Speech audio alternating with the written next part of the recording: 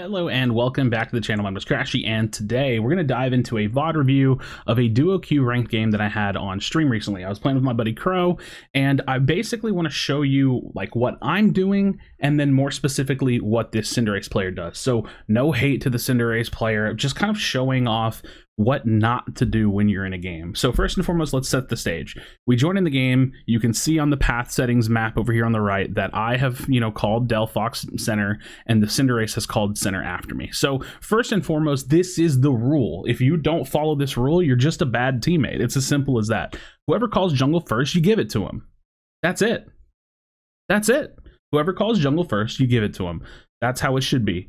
Sometimes you're going to get it, sometimes you're not, but respect your fellow junglers, right? For me as a jungler, or like a person that loves to play the jungle role, respect your fellow junglers. So yeah, respect that. So let's go ahead and skip ahead because we just wanted to set the stage with that first and foremost.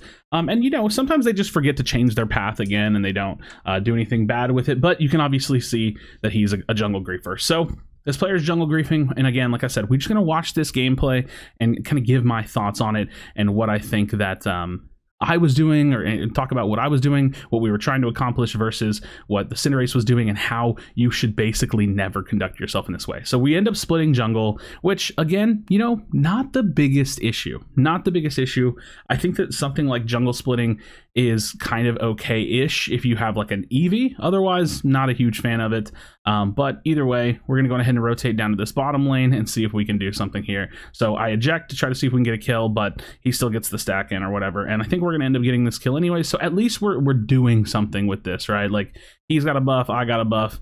It is what it is. I'm gonna score. I'm not stacking, but just gonna score, and then we can look to be aggressive. Now we do see the Gengar there, so see if I can step forward and grab that. I don't grab it, and then I'm just going to get hex spammed out. So when I saw the Gengar, I definitely should have backed myself up. That's like literally on me. I should have just backed up. So yeah, I don't know. Should have just backed up, but no biggie. All right, so let's get ourselves back in the jungle. I know that I can't really do anything at the 850s. So here's the other issue. I just now noticed this. He could have stayed in the lane for the 850s. He didn't. So bottom lane is essentially getting crushed. Like look at 850 and the Cinderace's positioning. So not only does he kind of like grief jungle, I griefed and then died in the lane, probably just because I'm tilted and or just not playing my best all the time. But he also leaves the lane at 850. So you definitely don't want to do that. So just talking about what I could have done, what we could have done. Since I died in the lane, I'm just going to basically go back in the jungle. I won't make it there in time anyways. So I want to get the jungle off timer. You can see me looking around, and again, we have like another jungle split. So I'm trying to steal from him, not going to lie about it. I want to get the experience because basically when we're this far behind, we're just both behind. The Gengar is basically having a field day with us, and he's just rotating around the map. He's getting incredibly fed. He's probably like 7, almost 8, just based on the fact that he's had successful ganks in multiple lanes. And at least the Cinder and the Delphox in bottom lane were able to get a kill. So 8-minute mid bees, mid birds, dragons, whatever you want to call it, Terra Campus coming up. So we're going to look to go for that. So he shows up to this. So this is good. He's showing up to the mid camps. But again, the bigger issue is that we're just like splitting everything. So we're not really going to have a huge impact going into the 7-minute mark. But I'm also trying to like take advantage of like his positioning and what he's doing. And I want to call, I see him moving top, so I'm going to rotate with him. If we're double jungling, we need to try to get some kind of value. So I call to keep the pressure on, and he was able to blaze kick off that target and get a good kill. So it's not all is not lost just yet, right? 7:34 on the clock. I'm gonna look for a little bit of invade. I saw the Gengar there, so I know there's nothing, and I'm just gonna try to see if I can find some kind of a situation. So they're fighting on tower. I probably could have gone back to them, but don't really want to fight the fed Gengar. So I think the best thing we could probably do is just back up and maybe have stayed healthy for 720. So unfortunately, we're not able to do that. I'm going to use my eject because I don't want to die. And now he leaves top lane to go farm. So he's going like, he's kind of like doing third jungle option, which I think is okay because we should have somebody pushing for like higher levels, but it's, I think, not going to work out for him. And I think he doesn't end up coming back. So that's kind of the problem. So you can see I'm kind of posturing for this top fight, getting some really good damage, really poke out the Machamp. We have the Mew putting in some damage, and look at the Cinder doing a full rotation. So I'm starting to force this just to kind of like start the fight and like get them pulled in. And now the fight really dives down. I screw that up so bad. I missed that. And, unfortunately we lose the fight. The problem is that all that farming leads into his level 9, but he goes bottom lane solo. So all of this video is to say that, like, listen, you shouldn't be jungle griefing. You shouldn't be, like, you know, stealing experience from your teammates or taking a role that you didn't get. But if you are going to do that, at very least show up and play the map properly, right? So he's just completely playing the game wrong. We're losing the fight. And that's not just his fault, but yeah, 4v5 fight's hard to win. So we lose the fight, and luckily this tower's at 19, so all we have to do is kind of defend against them getting a physical score on it and just let it break. So Regieleki breaks, I can't get away, so I'm dead, and Cinder's still chilling in the bot lane, so a little bit frustrating, but hey, look, he gets the Regi Rock or whatever, so it's a bit of a trade. It's a trade that I don't think that should have happened, and we probably could have won the fight based off of that. But yeah, so we're in a pretty tough position, trying to get what value we can, but I get submissioned out of my cross chop, so I'm just dead. And again, he's still bottom lane, you know, he scored some points, but he's never really helping anybody. He still has a Unite move that he's never going to get any value out of. And at this point, like, it would have been better for him to use the Unite move and to get some value out of it than to like leave us in this situation. So they get an additional 40 score. So they put this down 95 points. And meanwhile, all Cinder did was get solo experience. He got like 40 points in, but they've gotten, you know, well over 90 to 100 points just based on that decision alone. He's still in bot lane. So again, looking at him, he's getting all this farm. He's level 11 now, so, you know, whoop-de-doo. But he's completely the reason why we're losing the game. Now, the reason I'm making this video to begin with is because of the fact that, like, I was really raging about this whole scenario, and someone in chat was like, oh, well, he carries you, and, like, you'll see why later on. But no, he's actually the sole reason why we were in this detriment to begin with. So as he sits in the bottom lane, he gets killed by the Gengar, which, you know, as I'm trying to farm and catch up a little bit, we don't have anybody like holding that lane, and I whiff my ult, which sucks, because I'm really just kind of like trying to get some experience and get some value out of my ult. But that was probably a pretty bad ult. I'm tilted. I'm going to be honest. This is not my best game because the entirety of the situation that we're in is just like not good, right? Like we've been forced in this situation. We haven't been able to team fight. We haven't all grouped up once, and you know,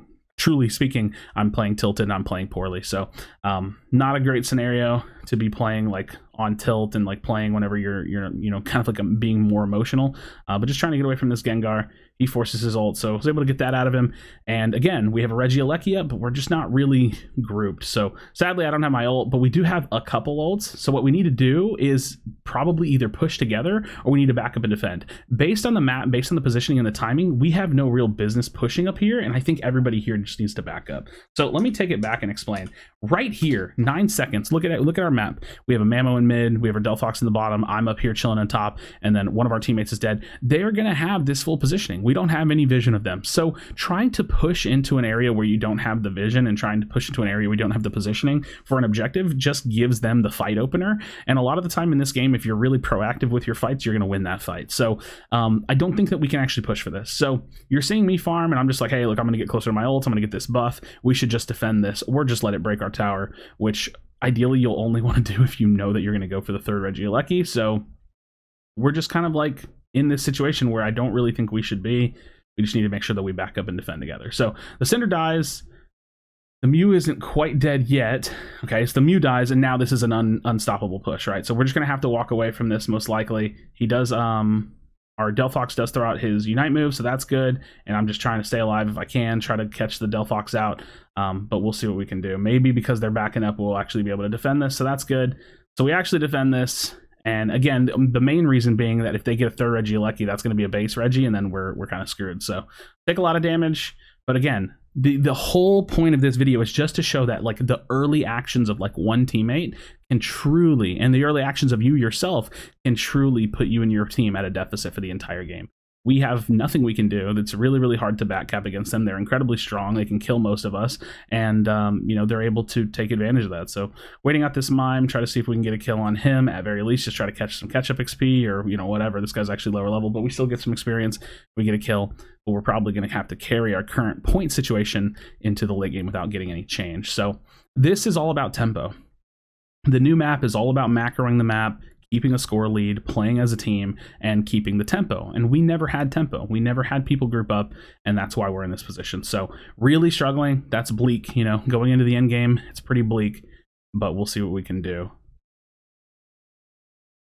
See what we can do. So 250 on the clock. Our team either needs to start positioning for top Regieleki, or we need to be comfortable giving it up and defending it. I want to try to peel Crow on Delphox if I can, so just trying to help him out, but It's a support. Support, by the way. Mr. Mime's crazy. So with 2 down and our teammates in bottom lane, we have no way of going for the Regieleki. So I'm basically, you can see I'm kind of just conceding the Regieleki and just fighting this guy for buffs because I'm frustrated. And again, I just don't think that we can go for the Regieleki at all because we don't have positioning and we're not already there. And if we go for it, we're probably just going to die. So we should probably just let them have it and let it crash into our tower and let it kill it. It's not a big deal. If anything, we can sit up here and try to force the fight to happen. And you can see I'm trying to get some big value right there, like just trying to catch him off guard. So big, massive play. We get a few kills and we should basically instantly go and rip the Rayquaza. I think I'm going to die to the Gengar here. So I'm basically, you know, my part's been done and we just need to rip now. So this is what we're at. This is where we're at and this is what we're doing. So here we are. We're ripping. We have our 2 attackers on it. The Mammo's chasing out one of them, and they have to be a little bit careful from the Delphox, but trying to steal. But this is our win condition. So 3 Unite moves. Darium Crow throws out his Unite, and then the Cinder gets it. So we get it. I don't get a shield from it because I'm just now spawning. The Cinder goes down because, of course, naturally they're pushing back in. So we need to find some kind of score, right? Like we know that we were huge struggling. They have to get some kind of score. I'm looking around just thinking to myself, you know, I have to defend. 2 of our teammates are down and I don't know if we're going to be able to get more score. Crow is backed up. The thing is even if he scores, I don't think it's enough. So we'll have to just see what we can do. So, all right. Holding this down, getting CC'd, getting shoved out. I dodged the Unite move, but I can't stop this. So I have to give that up. I get submissioned. I go down. So sadly, I can't defend that. And the Cinders, you know, fighting and trying to defend and doing their thing. We have Crow that gets the 100 in, but that shouldn't be enough to put us in a winnable position. Shouldn't be enough to put us in a winnable position. They're still defending, still defending. Our teammates have been able to stay alive, so he's doing his part, staying alive and defending. And now they're making a push. So we'll see what happens. We got the Rayquaza. Teammate was able to score 100. I'm going to try to stop this Gengar. So I stopped the Gengar. Gengar goes down. I have my Unite move, but we'll see what they're doing. All right. They get some kills. They're fighting. They're doing their thing. I have my Unite move on. I shove her out. And the Cinder scores.